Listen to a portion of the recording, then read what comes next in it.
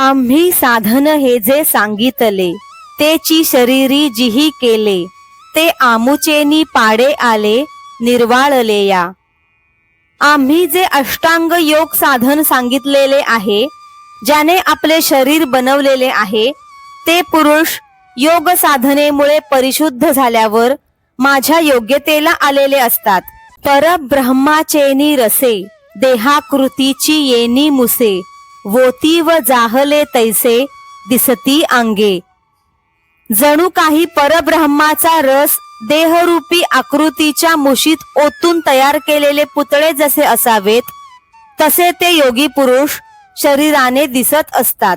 जरी हे प्रतीती हन अंतरी फाके, तरी विश्वची हे अवघे झाके. तव अर्जुन म्हणे निके साचची जिहे. या साधनेने अंतःकरणात ब्रह्मज्ञान पूर्ण प्रगट झाले तर संपूर्ण विश्व मावळते. तेव्हा अर्जुन म्हणाला, तुम्ही हे जे सांगत आहात ते अगदी सत्य आहे.